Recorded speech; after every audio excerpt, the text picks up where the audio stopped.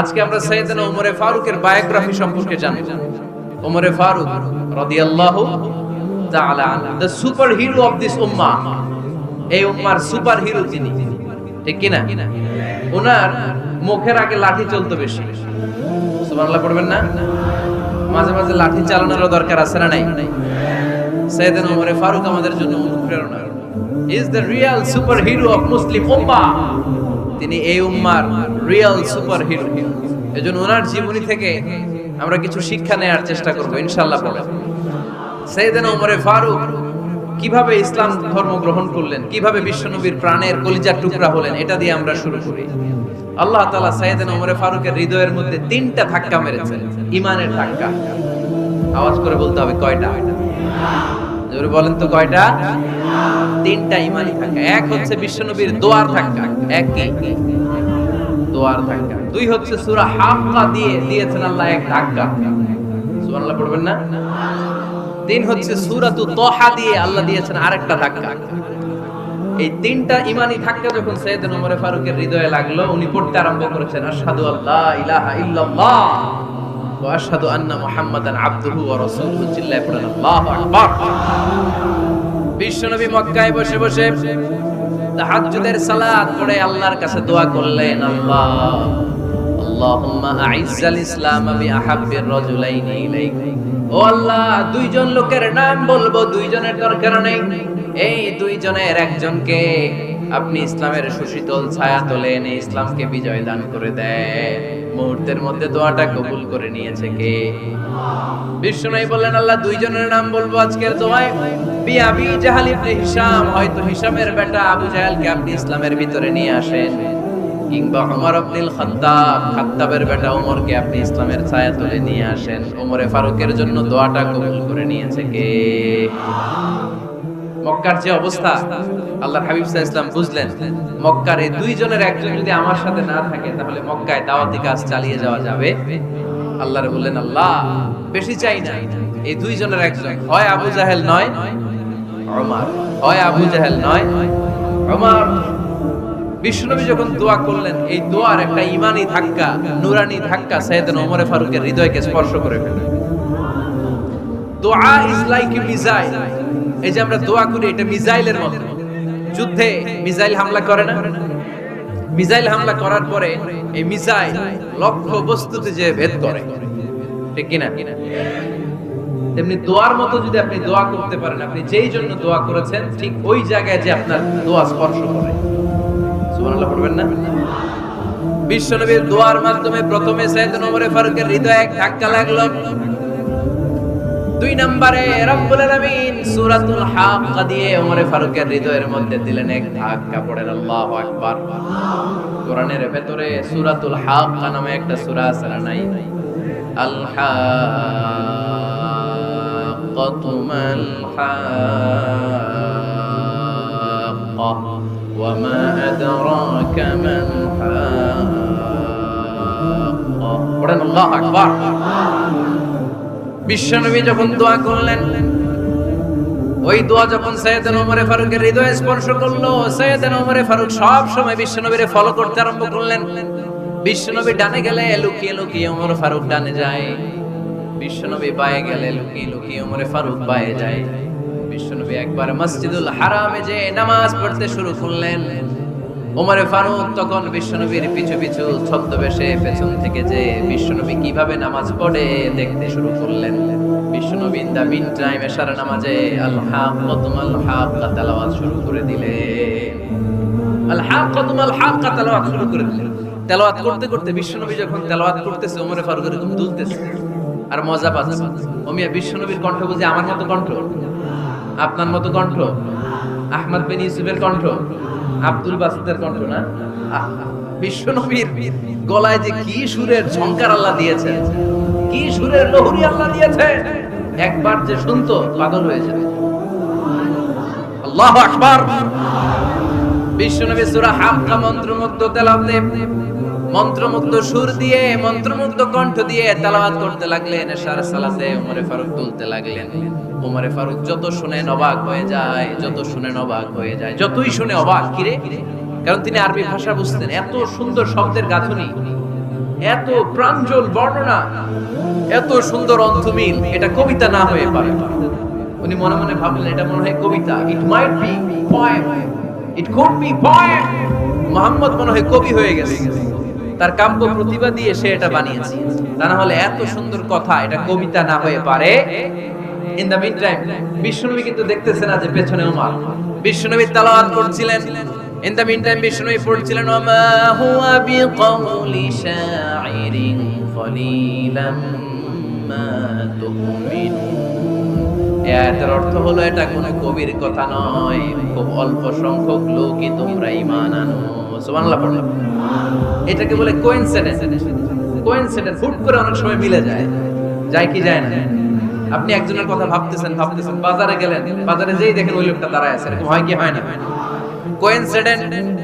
ওমরে ফারুক মনে মনে যেটা ভাবতেছে ওই কথা দিয়ে বিশ্বনবী তেলাওয়াত করতেছে। আল্লাহু আকবার। বিশ্বনবী যে আয়াত তেলাওয়াত করছিলেন, আয়াতের অর্থ হলো এটা কোনো কবির বানানো কবিতা না, খুব অল্প সংখ্যক লোকই তোমরা ঈমান আনো। ওমরে ফারুক আটকে উঠলেন, থমকে দাঁড়ালেন। ঘটনা কি? আমি মনে মনে ভাবলাম কি এত সুন্দর কথা, এটা তো মানুষের কথা হতে পারে না, এটা নিশ্চয়ই কবিতা, কবির কথা। কিন্তু মুহাম্মদ এখন আবার পড়তেছে ওমা হুয়া বিকাউলি শাইর, এটা কোনো শায়েরের কবির কথা নয়। কলিলাম মা তুমিনুন, অল্পই তোমরা ঈমান আনো।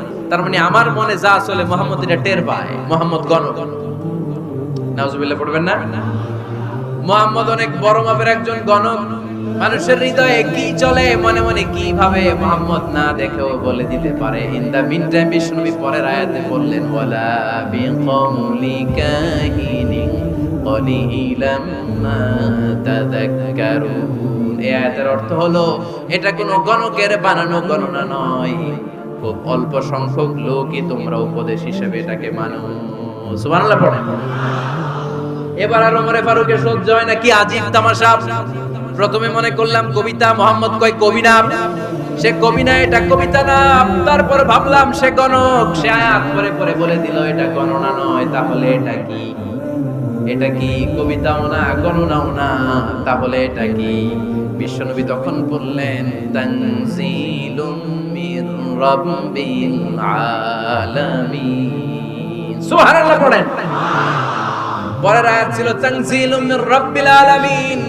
এটা দুনিয়ার কোনো কবির বানানো কবিতা না, এটা কোনো গণকের গণনা না, এটা কোনো সাহিত্যিকের বানানো সাহিত্য নয়, এটা মহাবিশ্বের পরিচালক রব্বুল আলামিনের কাছ থেকে পাঠানো কিতাব কোরআন। সূরা হাক্কার ধাক্কায় ওমরে ফারুক গাইড। প্রথমে ধাক্কাটা লাগলো যে দোয়া। বিশ্বনবী তাহাজ্জুদে কেঁদে দোয়া করলেন, আল্লাহ হয় আবু জাহেলের দিবা নাইলে ওমরের দিবা। ওই দোয়া ওমরে ফারুকের হৃদয়ে ছোঁয়া লেগেছে।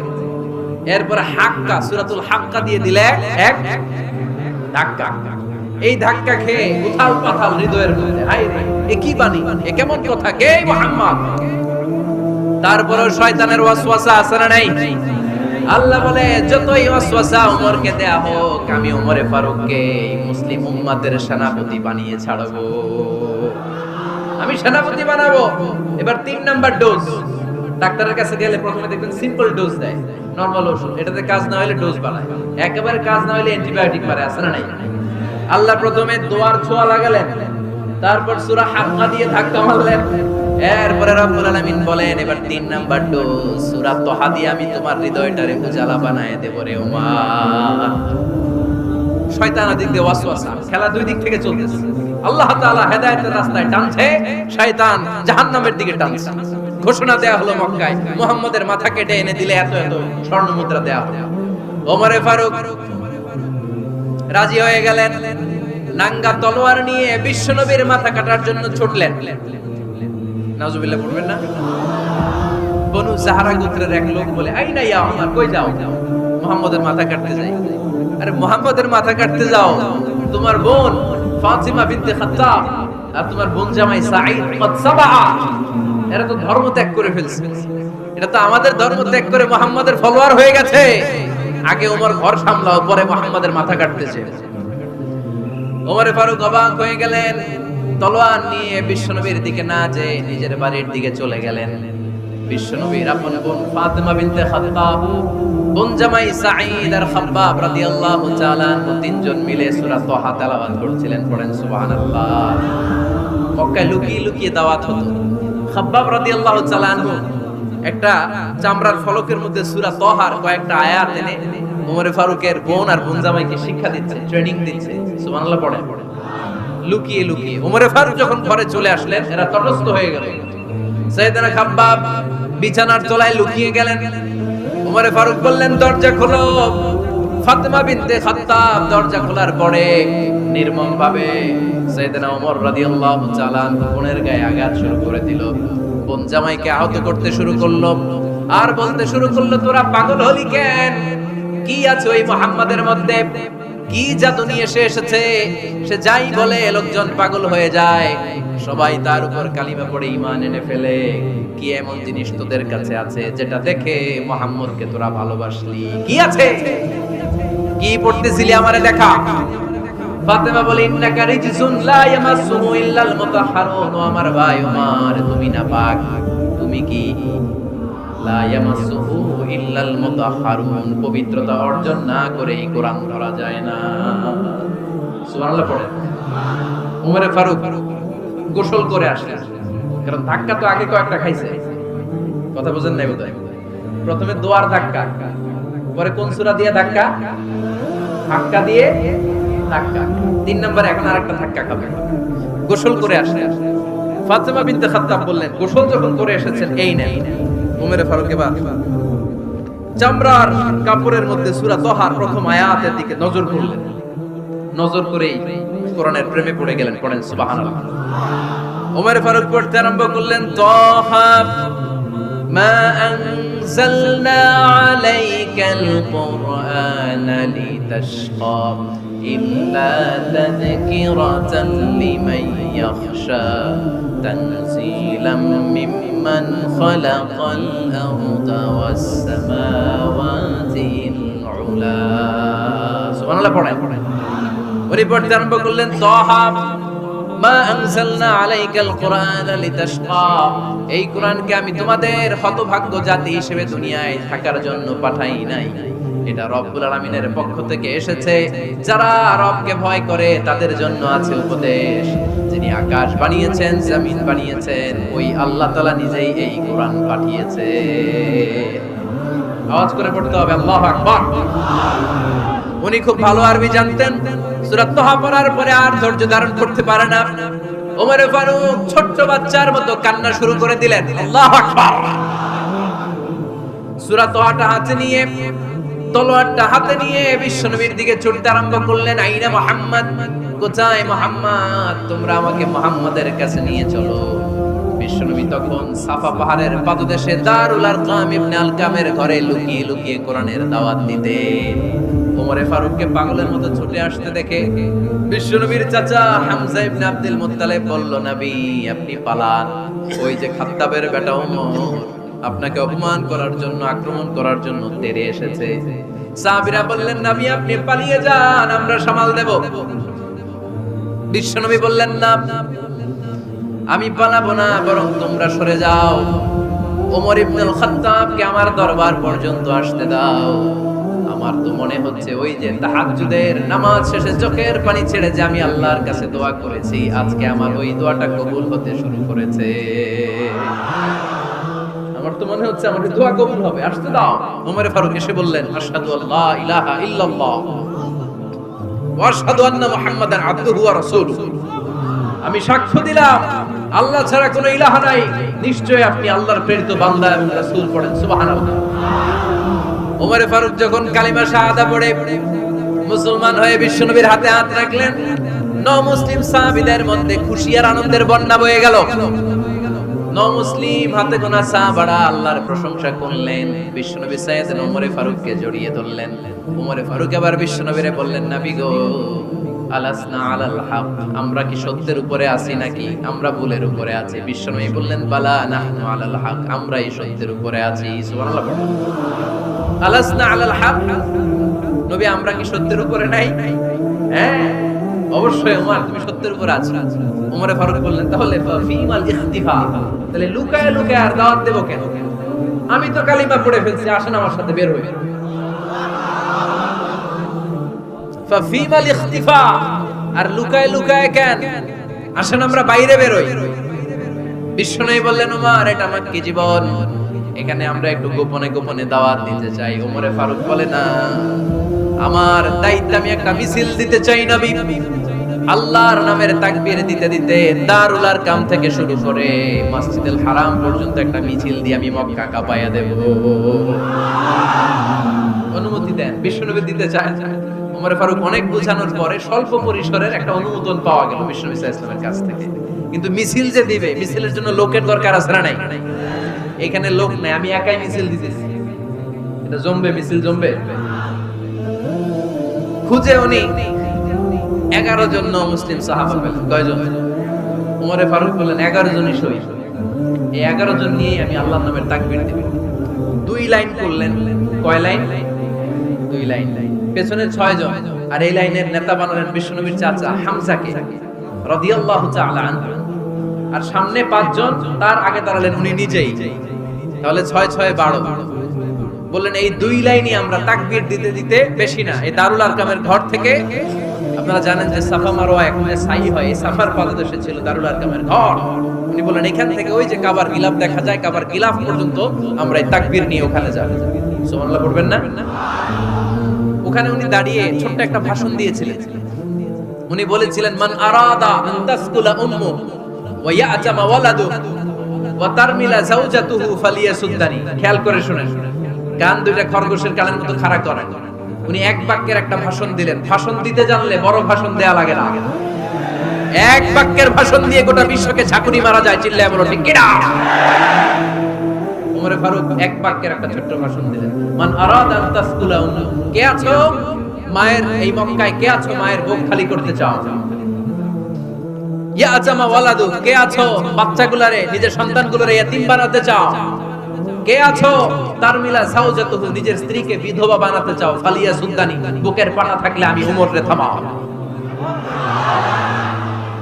ফালিয়া সুদ্দানি, দেখি মক্কায় কার এত বড় বুকের পাটা। কে আছো মায়ের বুক খালি করতে চাও, সন্তান ইয়াতীম বানাতে চাও, স্ত্রীকে বিধবা বানাতে চাও? ফালিয়া সুদ্দানি, পারলে আমারে ঠেকাও। এই বলে উনি আল্লাহু আকবার, আল্লাহু আকবার, আল্লাহু আকবার বলে স্লোগান শুরু করে দিলেন। এক এক স্লোগানে মক্কার মরুজমিন থারথার করে কাঁপতে আরম্ভ করল। এই মিছিল মক্কার কেউ দেয় না। মিছিলের আওয়াজ শুনে আবু জাহেল বের হইছে, উতবা বের হইছে, শাইবা, ওয়ালিদ ইবনে মুগীরা সব বের হইছে। কি রে, আমার এলাকায় এত বড় স্লোগান, কার এত সাহস? বের হয়ে দেখে মিছিলের সামনে ওমর। ওমরে দেখে দিছে এক দৌড়। কারণ ওমরে ফারুককে থামানোর মতো বাপের বেটা মক্কায় দ্বিতীয়টা কেউ ছিল না। আওয়াজ করে বলে ঠিক কিনা? ওমরে ফারুক আল্লাহু আকবার, আল্লাহু আকবার বলে স্লোগান দিতে দিতে মসজিদুল হারামের ভিতরে ঢুকে গেল। কাবার গিলাফ ধরার পরে সেদিন মিছিল থেমেছে ওই আল্লাহর নামের স্লোগান। সেদিন কেউ থামাতে পারে নাই, কিয়ামত পর্যন্ত কেউ থামাতে পারবে না। চিল্লায় বলো ঠিক কিনা?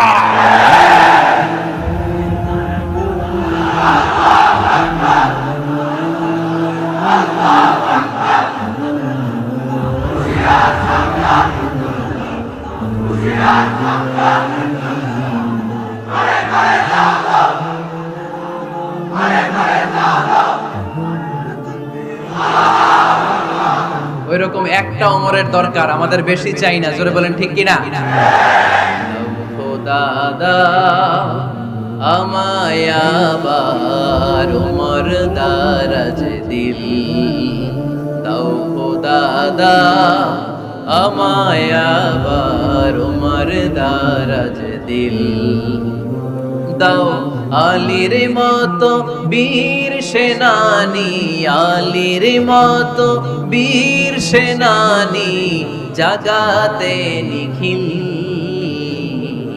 দাও দাদা আমায় আবার ওমর দারাজ দিল। সুবহানাল্লাহ পড়ে।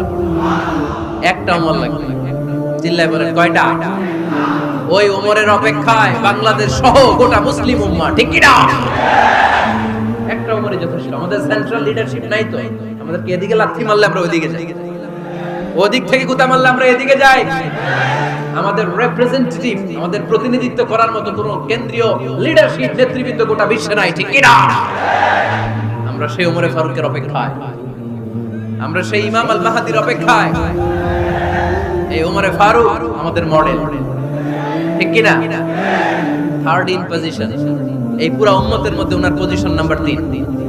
1 নাম্বার পজিশন বিশ্বনবী, কার? 2 নাম্বার পজিশন কার? আবু বকর। 3 নাম্বার পজিশন কার? ওমর ফারুক। বিশ্বনবী বলতেন লা নবিয়্যা বা'দি, লা নবিয়্যা বা'দি, আমার পরে কোনো নবী নাই। ওয়ালা রাসূলা, আমার পরে কোনো রাসূলও নাই। আমার নবীর পরে আর কোনো নবী আছে? আমার নবীর পরে আর কোনো রাসূল আছে? এই যে কাদিয়ানি যে একটা সম্প্রদায় আছে, এরা কি মুসলিম নাকি অমুসলিম? মুসলিম সম্প্রদায়ের সাথে এদের কোনো সম্পর্ক নাই। চিল্লায়ে বলেন ঠিক কি না? এরা যদি মুসলমান হতে চায়, আমার নবী দ্য লাস্ট মেসেঞ্জার বিশ্বনবীকে খাতামুন নবী হিসেবে সংবাদ সম্মেলন করে গোটা বিশ্বকে জানাই দিতে হবে, তারপরে তাদেরকে আমরা মুসলিম হিসেবে স্বীকৃতি দিব। চিল্লায়ে বলেন ঠিক কি না? তা না হলে তারা কোন ধর্মের এটাকে জানাই দিতে হবে। No inferiority complex, no identity crisis. Identity ক্রাইসিসে থাকা যাবে না। আপনারা কোন ধর্মের এটা জানাই দেন। আপনারা বিশ্বনবীরও শেষ নবী মানবেন না, আবার মুসলিম বলেও নিজেদেরকে ট্যাগ লাগাতে চাইবেন। সাধারণ মুসলমানরা এটা এই ধোঁকাবাজি মানে না। চিল্লায়ে বলেন ঠিক কি না? আমার নবীর পরে কোনো নবী নাই, আমার রাসূলের পরে কোনো রাসূল নাই। ঠিক কি না? আল্লাহর হাবিব বলতেন লাউ কানা বা'দি নাবিয়্যুন লাকানা উমর, তবে আমার পরে যদি নবী হওয়ার যোগ্যতা কারো থাকে, আমার ওমরের ওই যোগ্যতা আছে। সুবহানাল্লাহ পড়েন। তুমি বলেছো রাসূল দেবে না, বলনি দেবে না ওমর, বলনি দেবে না হামজা তারি, খালিদ বিজয় সমর। প্রভু তুমি বলেছো রাসূল দেবে না, বলনি দেবে না ওমর, বলনি দেবে না হামজা তারি, খালিদ বিজয় সমর। প্রভু তুমি বলেছো রাসূল দেবে না। সুবহানাল্লাহ পড়েন। এজন্য আমরা একটা ওমর চাই। কয়টা? বেশি লাগবে? নেতার মতো নেতা কয়টা লাগে? জোরে বলেন কয়টা? Enough, that's enough. Omar Farooq our super hero. ওনার সাথে বিশ্বনবী সাল্লাল্লাহু আলাইহি ওয়াসাল্লামের মুসাহারার সম্পর্ক ছিল। ওমর ফারুক যে বিশ্বনবীর শ্বশুর, এটা অনেকে জানেই না। ওমর ফারুক রাদিয়াল্লাহু তাআলা আনহু বিশ্বনবীর শ্বশুর ছিলেন। এটা আজকে নতুন শুনছেন কে কে? আলহামদুলিল্লাহ। দেখছেন হুজুর? সঠিক বলছি না আমি? অনেকে আমরা জানি না। মাশাআল্লাহ। জানতে লজ্জা নাই, শিখতে লজ্জা নাই। লজ্জা হচ্ছে অজ্ঞতায় আর মূর্খতায়। ঠিক কি না? আমরা শিখতে রাজি আছি। যে কথা বলে আমরা তার ছাত্র। আমার আগে হুজুর কথা বলতেছিলেন, আমরা ছিলাম ছাত্র। এখন আমি কথা বলতেছি, এখন আমরা সবাই হয়ে গেছি ছাত্র। ঠিক কি না? যিনি বলেন তিনি শিক্ষক, বাকিরা আমরা ছাত্র। ঠিক কি না? 4 খলিফার 2 খলিফা, ইসলামের 4 খলিফার 2 খলিফা বিশ্বনবীর মেয়ের জামাই, আর বাকি 2 খলিফা বিশ্বনবীর শ্বশুর। সুবহানাল্লাহ পড়েন। সাইয়েদনা আলী রাদিয়াল্লাহু তাআলা আনহু, সাইয়েদনা উসমান যুন নূরাইন বিশ্বনবীর মেয়ের জামাই। উসমান রাদিয়াল্লাহু তাআলা আনহুর কাছে বিশ্বনবী 2 মেয়েকে বিয়ে দিয়েছিলেন। একজন মারা যাওয়ার পরে আরেকজন। বিশ্বনবী বলেছেন এরপরে আরেকটা থাকলে ওইটারও বিয়ে দিবেন। সুবহানাল্লাহ পড়বেন না? 2 জন ছিল মেয়ের জামাই আর 2 জন ছিল শ্বশুর। সাইয়েদনা আবু বকর শ্বশুর, বিশ্বনবীর স্ত্রী আম্মাজান আয়েশা রাদিয়াল্লাহু তাআলা আনহার বাবা। বিশ্বনবীর স্ত্রী আম্মাজান হাফসা রাদিয়াল্লাহু তাআলা আনহার বাবা ছিল সাইয়েদনা ওমর ফারুক। চিল্লায়ে পড়েন আল্লাহু আকবার। জানো তো পজিশন না? সাইয়্যিদু কুহুলিল জান্নাহ, জান্নাতে যত নারীরা যাবে, নারীদের সর্দারিনী হবে সাইয়্যিদাতুনা ফাতেমা রাদিয়াল্লাহু তাআলা আনহা। এই ফরিদপুরের যত ইয়াং স্টারেরা, তোমরা যারা জান্নাতে যাবে, তোমাদের লিডার হবে সাইয়েদনা হাসান আর হুসাইন রাদিয়াল্লাহু তাআলা আনহুমা।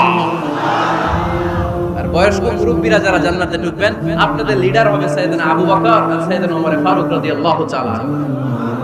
সুবহানাল্লাহ পড়তে পারলেন না? ওমর ফারুক এটা সাধারণ কোনো ক্যারেক্টারিস্টিক্স নয়। ওনাকে আল্লাহ তাআলা নলেজও দিয়েছেন, আবার দ্বীনদারিও দিয়েছেন।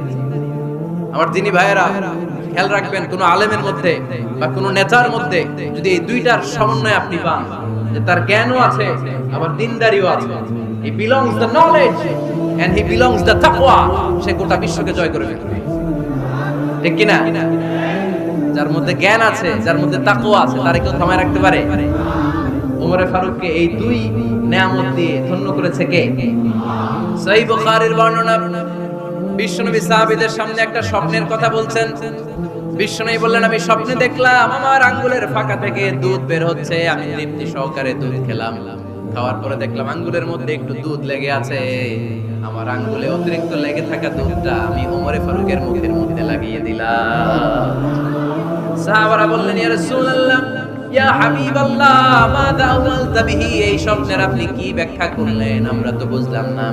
বিশ্বনবী বললেন, আওয়ালতু বিহি আল ইলম, আমি এই দুধ দিয়ে জ্ঞানের ব্যাখ্যা করেছি, কারণ ওমরকে আল্লাহ যেই জ্ঞান দিয়েছে গোটা বিশ্বের কাউকে এত জ্ঞান দেয় না। এজন্য স্বপ্নে যদি কেউ দেখেন যে আপনি দুধ খাচ্ছেন, তার মানে আল্লাহ তাআলা আপনার জ্ঞান বাড়ায় দিবেন। ওমরে ফারুককে দুধ খেয়ে অতিরিক্ত দুধের অংশটা বিশ্বনবী আবু বকর রাদিয়াল্লাহু তাআলা আনহুর মুখে দেন নাই, সাইয়েদনা উসমানের মুখে দেন নাই, আলী রাদিয়াল্লাহু তাআলা আনহুর মুখে দেন নাই। স্বপ্নে ওই অতিরিক্ত লেগে থাকা দুধটা বিশ্বনবী ওমরে ফারুকের ঠোঁটের মধ্যে লাগিয়ে দিয়েছেন। এই হাদিস থেকে প্রমাণ হয় আল্লাহ তাআলা জ্ঞানের নিয়ামতে সাইয়েদনা ওমরে ফারুককে ধন্য করেছেন। আবার বুখারীর বর্ণনা, বিশ্বনবী সাল্লাল্লাহু আলাইহি ওয়াসাল্লাম আরেকটা স্বপ্নের বর্ণনা দিচ্ছেন। তিনি বললেন, তোমাদের সবাইকে স্বপ্নে আমার সামনে দাঁড় করানো হলো। আমি দেখলাম তোমাদের কারো জুব্বা নাভি পর্যন্ত, কারো জুব্বা হাঁটু পর্যন্ত, কারো জুব্বা টাকনু পর্যন্ত। ওমরে ফারুককে যখন স্বপ্নে আমার সামনে দাঁড় করিয়ে দেয়া হলো, আমি দেখলাম ওমরের জুব্বা এত লম্বা, ওমর টেনে হিচড়ে তার জুব্বা নিয়ে সামনে হেঁটে যাচ্ছে। সাহাবারা বললেন, ফামাযা আওয়ালতা বিহি ইয়া রাসূলুল্লাহ, ও আল্লাহর রাসূল, এই স্বপ্ন দিয়ে আপনি কি বোঝাতে চাইলেন, আমরা কিছু বুঝলাম না। বিশ্বনবী বললেন, আওয়ালতু বিহি আদ-দীন, আমি এই হাদিসের দ্বারা দ্বীনের ব্যাখ্যা করলাম, যার জামা যত লম্বা তার দ্বীনদারি তত বেশি। সুবহানাল্লাহ, রাস্তে পড়েন। স্বপ্নে দেখলেন কোন সাহাবীর জুব্বা নাভি, কোন সাহাবীর হাঁটু, কারোটা টাকনু, কিন্তু ওমরে ফারুকের জুব্বা এত লম্বা, ইয়াজুরু সাওবাহু, তিনি তার জুব্বা টেনে হিচড়ে যাচ্ছেন। বিশ্বনবী বললেন, এটা দ্বারা আমি দ্বীন, আমি তাকওয়া, দ্বীনদারি, তাকওয়া, এটার ব্যাখ্যা করেছি। তার মানে ওমরে ফারুকের তাকওয়ার সামনে সব তাকওয়া পানি হয়ে যাবে। সুবহানাল্লাহ। আল্লাহ তাআলা সাইয়েদনা ওমরে ফারুককে দ্বীনের জ্ঞান দিয়েছেন, তাকওয়া দিয়েছেন।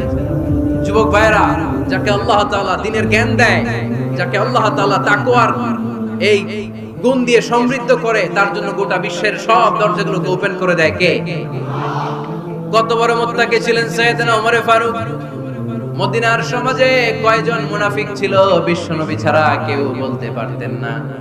বিশ্বনবী কোন সাহাবীকে মুনাফিকদের লিস্ট দিয়ে যান নাই, একজন সাহাবী ছাড়া। দেখি কেউ বলতে পারেন কিনা ওই সাহাবীর নাম? কি নাম? হুযায়ফা ইবনুল ইয়ামান রাদিয়াল্লাহু তাআলা আনহু। ওনাকে বলা হতো সাহিবু সিররি রাসূলিল্লাহ, আল্লাহ রাসূল সাল্লাল্লাহু আলাইহি ওয়াসাল্লামের গোপন তথ্যের ধারক বাহক। সুবহানাল্লাহ পড়বেন না? বিশ্বনবী ইন্তেকালের আগে মদিনার সমাজে মোট কয়জন মুনাফিক আছে, এই তথ্য আবু বকরকে বলেন নাই, ওমর রাদিয়াল্লাহু তাআলা আনহুকে বলেন নাই, উসমান রাদিয়াল্লাহু তাআলা আনহু, আলী রাদিয়াল্লাহু তাআলা আনহু, আশারাতুল মুবাশশিরিন বিল জান্নাহ কোন সাহাবীকে বলেন নাই। শুধুমাত্র কেবলমাত্র একমাত্র হুযায়ফা ইবনুল ইয়ামান রাদিয়াল্লাহু তাআলা আনহুর কাছে মুনাফিকদের লিস্টে বিশ্বনবী দিয়ে গিয়েছে। সুবহানাল্লাহ পড়ো। মদিনায় কারা কারা মুনাফিক কেউ জানতো না, হুযায়ফা ছাড়া। কে ছাড়া? নামটা আজকে মুখস্থ করেন, যাতে অন্য কোনো ওয়াজে কেউ জিজ্ঞেস করলে বলতে পারেন। মুনাফিকদের লিস্ট যে সাহাবীর কাছে বিশ্বনবী দিয়ে গিয়েছিলেন, সাহাবীর নাম কি? নাম? নামটা কেমন লাগে? ভালো লাগে? অনেকে আমারে জিজ্ঞেস করে, হুজুর আমার ছেলে হবে আগামী মাসে, একটা নাম দেন। নাম দিয়ে দিলাম হুযায়ফা।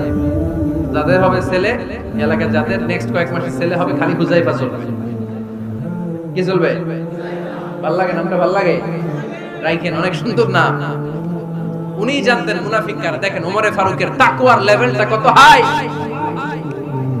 ওমরে ফারুক একদিন হুযায়ফা রাদিয়াল্লাহু তাআলা আনহুর কাছে গেলেন, যে বললেন, হুযায়ফা, বিশ্বনবী ইন্তেকালের আগে মুনাফিকদের নামের লিস্টটা কারো কাছে দেয় নাই, আমার জানা নাই, সাইয়েদনা আবু বকরের জানা নাই, কোন সাহাবীর জানা নাই, তুমি ছাড়া।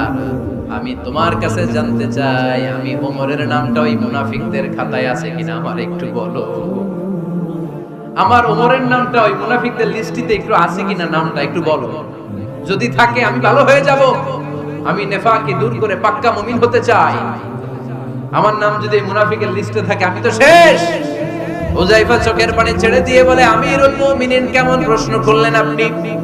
আপনি বিশ্বনবীর শ্বশুর, এই উম্মতে আপনার পজিশন 3 নাম্বার। আপনারে মুনাফিকরা ভয় পায়, শয়তান আপনারে ভয় পায়। আপনি জান্নাতে সব বয়স্ক লোকদেরকে নিয়ে জান্নাতের মধ্যে আগে আগে ঢুকবেন, কেমন করে মুনাফিকদের কাতারে আপনার নাম থাকতে পারে? ওমর সুবহানাল্লাহ পড়েন। কি বিনয়ী, কি তাকওয়া!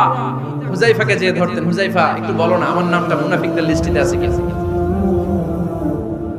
ওমরে ফারুকের যদি এই টেনশন থাকে যে আমি মুনাফিক হয়ে গেলাম কিনা, আমাদের এই টেনশন থাকার দরকার আছে না নাই? হ্যাঁ, যেন সব সময় আল্লাহর কাছে দোয়া করতে হবে, আল্লাহ তুমি নেফাকি থেকে আমাদেরকে বাঁচাও। আরো জোরে পড়েন আমিন। ওমরে ফারুক রাদিয়াল্লাহু তাআলা আমাদের সুপার হিরো, আমাদের সবাই বলেন আমাদের। উনি কত বড় সুপার হিরো শুনেন। উনি জুমার খুতবা দিচ্ছেন, কি দিচ্ছেন?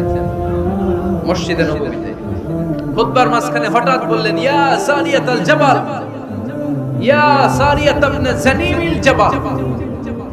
এই কথা বলেই আবার খুতবা দিতে শুরু করলেন। উনার এই ইয়া সারিয়াত ইবনে জানিমিল জাবালের সাথে আগের কথারও কোনো মিল নাই, পরের কথারও কোনো মিল নাই।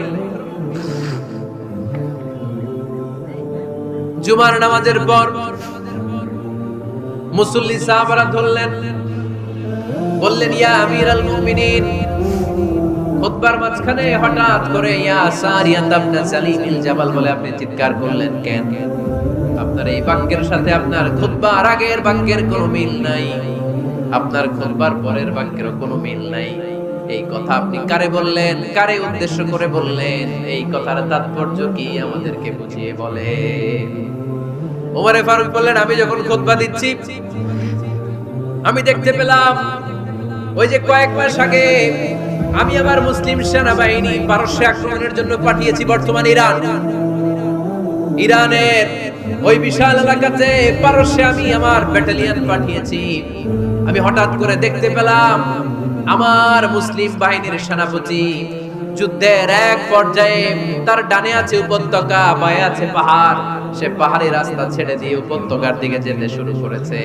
আমি দেখতে পেলাম আমার মুসলিম বাহিনী যদি উপত্যকার দিকে ছুটে বেড়ায়, কাফির মুশরিকরা আমার মুসলিম বাহিনীকে কচুকাটা করে ফেলবে। তাই আমি এখান থেকে তাদেরকে কমান্ড দিয়ে বলেছি, ইয়া সারিয়াতাল জাবাল, উপত্যকার দিকে নয় পাহাড়ের দিকে যাও, তাহলেই তোমাদের বিজয় নিশ্চিত হয়ে যাবে।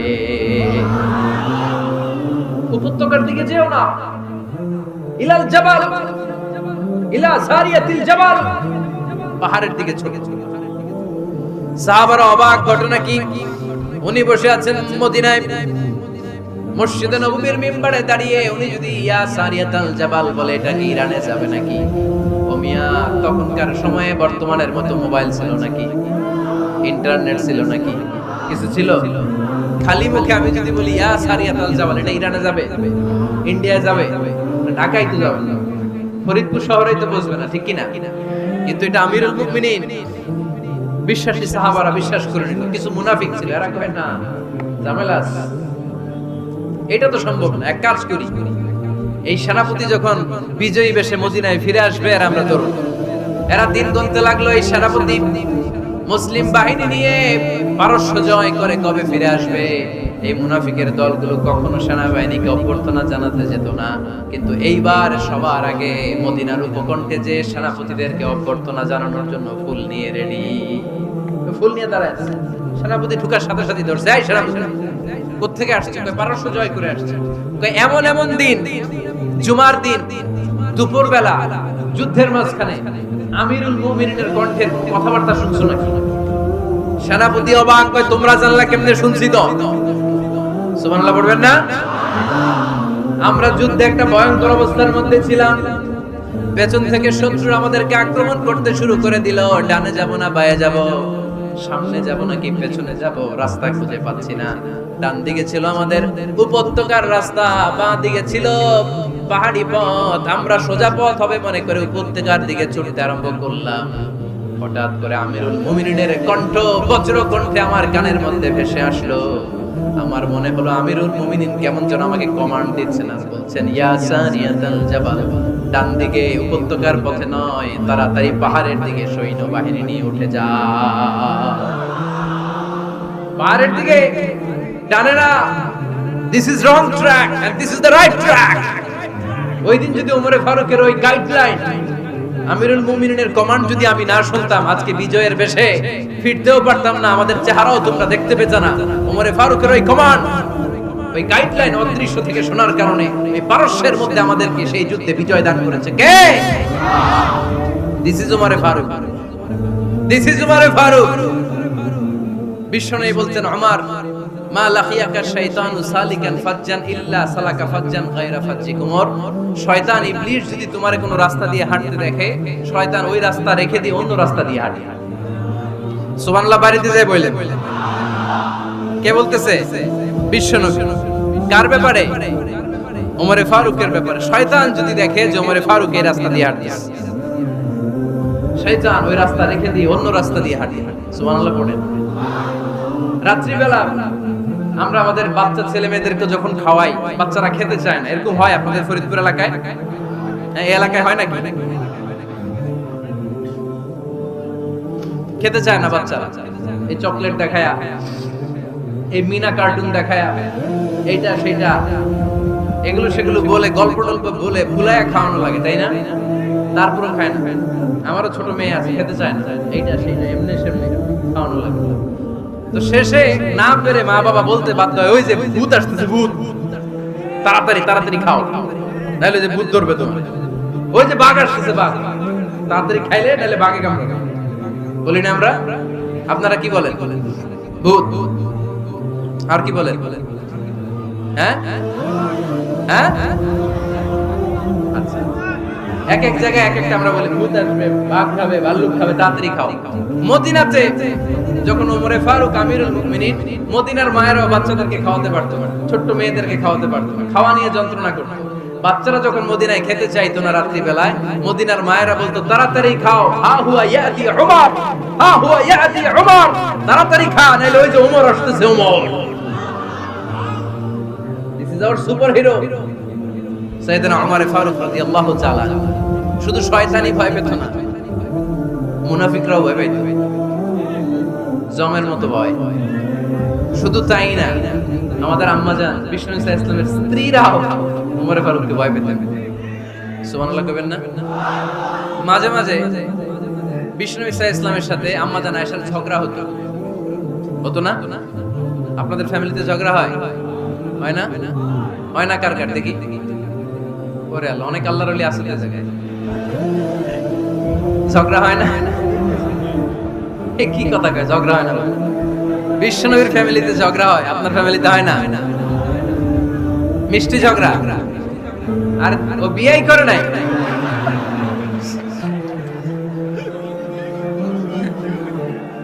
ঝগড়া তো হবে, দাম্পত্য জীবনের মজাটাই তো এখানে।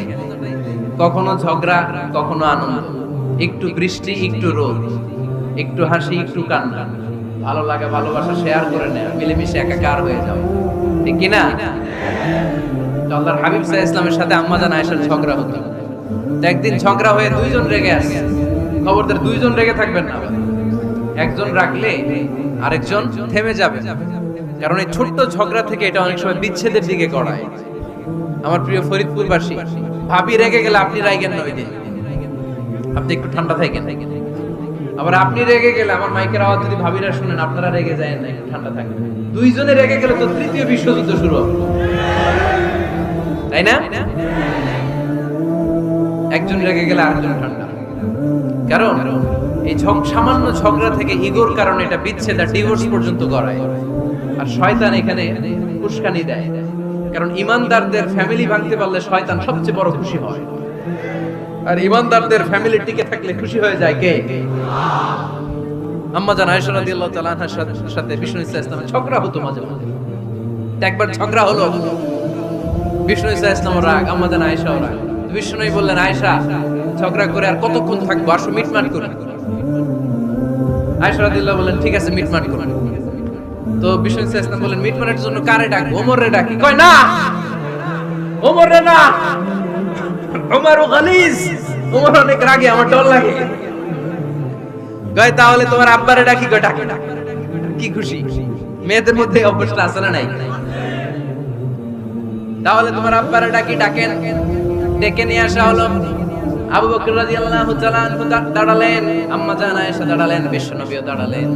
বিশ্বনবী বললেন, আয়েশা তোমার আব্বা আসছে, এবার ঘটনা খুলে বলার পালা, তুমি বলবা নাকি আমি বলবো?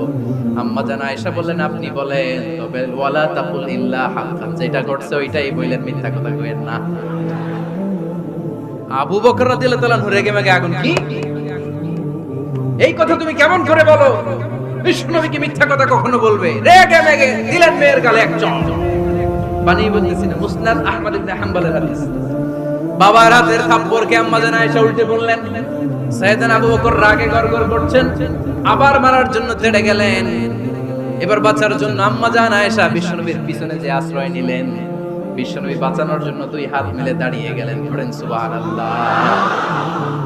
বিশ্বনবী যখন দুই হাত মেলে দাঁড়িয়ে গেলেন, সাইয়েদনা আবু বকর রাদিয়াল্লাহু আনহু থেমে গেলেন। সাইয়েদনা আবু বকর রাদিয়াল্লাহু তাআলা আনহু ঘর থেকে বের হয়ে বারান্দায় দাঁড়ালেন। পড়েন সুবহানাল্লাহ। এবার বিশ্বনবী আম্মা জান আয়েশার কাছে যেয়ে বলেন, ইয়া আয়েশা, কাইফা রাআইতিনি আনকাসতুকি মিনার রাজুল, দেখছো কেমনে বাঁচাইলাম? আমি না থাকলে ভর্তা বানাই ফেলতো আজকে। আমি বাঁচাইছি তোমারে, আমি, আমার লগে ঝগড়া করো তুমি। লজ্জায় পড়ে আম্মা জান আয়েশা খিলখিল করে হেসে দিলেন, বিশ্বনবীও হেসে দিলেন। দুইজনের হাসির মধুর আওয়াজ শুনে সাইয়েদনা আবু বকর বাইরে থেকে অবাক, কিরে এতক্ষণ না ঝড় তুফান, এখন দেখি হাসি। সালাম দিয়ে অনুমতি নিয়ে ভিতরে ঢুকলেন। ঢুকে দেখেন আম্মা জান আয়েশাও হাসে, বিশ্বনবীও হাসে। এই হাসি দেখে আবু বকর রাদিয়াল্লাহু আনহু হেসে দিলেন, আরশের উপর থেকে খুশি হয়ে গেলেন। কে? এবার সাইয়েদনা আবু বকর রাদিয়াল্লাহু তাআলা আনহু বললেন, ইয়া রাসূলুল্লাহ, আশরিকানি ফি সিলমিকুমা কামা আশরাকতুমানি ফি হারবিকুমা। ও নবী, যুদ্ধ লাগলে, দুইজন যুদ্ধ লাগলে মীমাংসার জন্য যেমনি আমারে ডাকেন, এরকম হাসি আর আনন্দের মুহূর্তেও আমারে একটু ডাকেন। আশরিকানি ফি সিলমিকুমা কামা আশরাকতুমানি ফি হারবিকুমা। নবী, আপনাদের মধ্যে ঝগড়া লাগলে সন্ধি করার জন্য আমারে যেমনি ডাকেন, আপনাদের হাসি খুশি আনন্দ খুনসুটি এই মজাদার মুহূর্তগুলোতে আমারে বঞ্চিত রাখেন না, আমারে একটু ডাকেন। সুবহানাল্লাহ পড়েন। মুসনাদ আহমদ ইবনে হাম্বলের হাদিস শোনার উদ্দেশ্য হচ্ছে, বিশ্বনবী প্রথমে ওমর ফারুকের নাম বলেছিলেন। সাইয়েদনা আয়েশা বলে, না আমি ডরাই। হাইবা, দিস ইজ কল্ড হাইবাতু উমর। একবার বিশ্বনবীর সব বিবিরা ধরলেন, ও নবী আমাদেরকে এটা দেন, ওইটা দেন, ঘরে এইটা নাই, ওইটা নাই, ওইটা নাই। বিশ্বনবীকে, আমার কাছে কিছু নাই, যদি এমনি আমার বউ হয়ে থাকতে চাও থাকো, তাহলে যা, তা না হলে যা লাগবে কিনে দেব, সাথে সাথে তালাকও দিয়ে দিব। কিছু দিতে পারবো না, আমার নাই তো, সামর্থ্য নাই। কিন্তু বিবিরাও ছাড়া না, এটা দেন, ওইটা দেন। বিশ্বনবী রহমতের নবী, বিবিদেরকে বুঝাতেও পারেন। বিবিরা আবদার করতেছে, নবী এটা লাগবে, ওইটা লাগবে। ইন দ্য মিন টাইম বিশ্বনবী একজনের সালাম শুনতে পেলেন। কে যেন দরজায় দাঁড়িয়ে বলতেছে, আসসালামু আলাইকুম। বিশ্বনবী দরজার দিকে তাকালেন, তাকিয়ে বললেন, ওয়া আলাইকুম আসসালাম। আর বুঝতে পারলেন এটা আমার ওমরের সালাম। সালাম দেওয়ার পরে বিবিদের দিকে তাকায় দেখে একজন বিবিও নাই, সব অন্দরমহলের ভিতরে দৌড়। সুবহানাল্লাহ পড়তে পারলেন না? This is our super hero Umar. এরকম উমর একটা লাগবে, চিল্লায় বলেন কয়টা? একটা উমর গোটা বিশ্বকে সোজা করে দিবে। একটা উমর সবল আর দুর্বলের সব পার্থক্য দূর করে দিবে। মাজলুমের উপর জালিমের অত্যাচারের অবসান ঘটায় দিবে। গোটা বিশ্বটাকে সাম্য, মৈত্রী, ভালোবাসার ইনসাফ দিয়ে পরিপূর্ণ করে দিবে। সেই উমরের অপেক্ষায় আমরা। নিজের ছেলেকে ৮০টা বেত মেরেছে। কয়টা? ৮০টা বেত মেরেছে। এই ব্যাপারে অনেকগুলো বর্ণনা পাওয়া যায়। সবচেয়ে সহিহ বর্ণনা হচ্ছে মুয়াত্তা ইমাম মালিকের বর্ণনা। ওমর ফারুক রাদিয়াল্লাহু তাআলা আনহুর ছেলে আব্দুর রহমান মারুফুন বিআবি শাহমা ছিলেন মিশরে।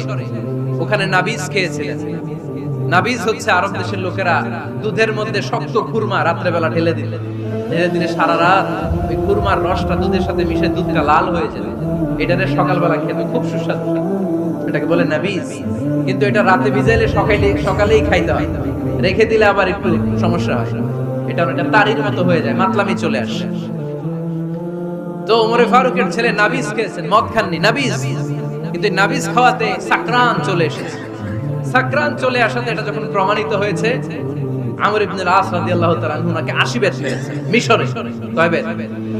নিয়ম হচ্ছে সবার সামনে, কিন্তু সবার সামনে না মেরে একটু গোপনে মেরেছে। এই তথ্য যখন ওমরে ফারুকের কাছে এসেছে, উনি বললেন না, মারতে হবে সবার সামনে, আলাদা মাল্লা কেন। ও মদিনায় ফিরে আসলে আমি আবার 80টা মারলাম। মদিনায় ফিরে আসার পরে সাইয়েদনা ওমরে ফারুক ওই আগের 80টারে আর ধরেন নাই, নিজ হাতে আবার 80টা বেত মেরেছে। এই বেত মারার 1 মাস পরে এই আবু শাহ ইন্তেকাল করেছে। অনেক ঐতিহাসিক বলে এই বেতের আঘাতে মরেছে, কেউ কেউ বলেছে নিজের রোগের কারণে মরেছে। কিন্তু দিস ইজ দ্য ইনসাফ সিস্টেম অফ উমর। নিজের ছেলে বলে ছেড়ে দেয় নাই। এখন নিজের ছেলে হইলে 7 গুণ মাফ, নেতার ছেলে হইলে 10 গুণ মাফ, এলাকার মোড়লের ছেলে হইলে 10 গুণ মাফ। পার্সিয়ালিটি ইন ইসলাম, ইসলামে পার্সিয়ালিটি নাই। আপনি নেতার ছেলে হন, আপনি বিজনেস ম্যাগনেটের ছেলে হন, আপনি যেই হন না কেন, ইসলামের দৃষ্টিতে সবাই সমান। চিল্লায় বলেন ঠিক কি না? বনু মখজুমিয়া গোত্রের এক নারী চুরিতে ধরা পড়ল। সাহাবারা বললেন, নবী, মদিনার সবচেয়ে ভেরি প্রেস্টিজিয়াস এন্ড ডিগনিফাইড ফ্যামিলির মেয়ে, আপনি হাত কাটেন। কারণ ইসলামের নিয়ম চুরি করলে কি কেটে দাও? বিষ্ণু বললেন, বলো কি? হাত না কাটার জন্য তোমরা আমাকে রেকমেন্ড করছো? এটা আল্লাহর আইন, পৃথিবীর কেউ রেকমেন্ড করলো শোনার ক্ষমতা আমার নাই, কারণ আইনটা দিয়েছে কে? লাউ কানাত ফাতিমাতু বিনতি মুহাম্মাদিন সারাকাত লাকাতা মুহাম্মাদুন ইয়াদাহা। আরে বনু মাকসুমিয়া মেয়ে তো দূরের কথা, আমার কলিজার টুকরা ফাতেমাও যদি আজ চুরিতে ধরা পড়তো, তার হাত কেটে দিতে আমি 1 মিনিটও দেরি করতাম না। দিস ইজ ইসলাম। এই হচ্ছে ওমরে ফারুকের মানাকিব। এরকম ওমরে ফারুক কয়টা লাগবে? আওয়াজ করে বলতে হবে, কয়টা লাগবে? একটা লাগবে। এই সাইয়েদনা ওমরে ফারুক মদিনার প্রথম চিফ জাস্টিস ছিলেন। সর্বপ্রথম উনার পরামর্শে সাইয়েদনা আবু বকর রাদিয়াল্লাহু তাআলা আনহু কোরআনকে সংকলন করেছেন। আমরা এই যে কোরআন পড়ি 30 পারা, এমদাদিয়া লাইব্রেরির 114টা সূরা, কত সুন্দর সন্নিবেশ করা হয়েছে, এখানে সাজানো হয়েছে। আল্লাহর হাবিব সাল্লাল্লাহু আলাইহি ওয়াসাল্লামের সময় কি এরকম কোরআন ছিল নাকি? ছিল। খেজুর পাতার মধ্যে, গাছের বাকুলের মধ্যে, ওটের বড় হাড্ডির মধ্যে আর পাথরের মধ্যে খোদাই করা কোরআন ছিল। সাইয়েদনা আবু বকরের সময় রাদিয়াল্লাহু তাআলা আনহুর সময় যুদ্ধ হলো, 70 জন হাফেজ সাহাবী ইন্তেকাল করলেন। সাইয়েদনা আবু বকর রাদিয়াল্লাহু তাআলা আনহুকে ডেকে ওমরে ফারুক বললেন, ও আবু বকর, এইভাবে হাফেজে কোরআন সাহাবীরা যদি দুনিয়া থেকে বিদায় হয়ে যায়, আল্লাহর কোরআনও তো বিদায় হয়ে যাবে। আমার পরামর্শ হলো, আপনি সব বয়োজ্যেষ্ঠ সাহাবীদেরকে একসাথে করে কোরআনের সব কাগজগুলোকে একসাথে করে একটা নির্ধারিত কপির মধ্যে কোরআনকে সংকলন করে ফেলে। সাইয়েদনা আবু বকর বললেন, যেটা আমার নবী করে না, এটা আমি কেমনে করি? কিন্তু ওমরে ফারুক নাছরবান্দা বলে না, এটা করলে কোনো খারাপ হবে না, ভালোই হবে। মুসলিম উম্মার জন্য এক জায়গায় কোরআন সন্নিবেশিত থাকবে, আপনি করেন। সাইয়েদনা আবু বকর রাজি হয় না, ওমরে ফারুকও ছাড়ে না। ওমরে ফারুক বলতে বলতে বলতে বলতে এমন ভাবে সাইয়েদনা আবু বকর রাদিয়াল্লাহু তাআলা আনহুকে ধরলেন, সব শেষে সাইয়েদনা আবু বকর ওমরে ফারুকের কথায় কোরআন সংকলনে রাজি হয়ে গেলেন। পড়েন সুবহানাল্লাহ। উনি বললেন, ওমর যখন আমাকে বারবার বুঝাতে লাগলো, আল্লাহ তাআলা আমার হৃদয়টা ওমরের কথা শোনার জন্য খুলে দিলেন। আল্লাহ তাআলা কেমন যেন আমাকে ইলহাম করলেন, আবু বকর করো, এই কাজের মধ্য দিয়ে আমি আমার কোরআনকে গোটা বিশ্বে জীবিত রেখে দেব।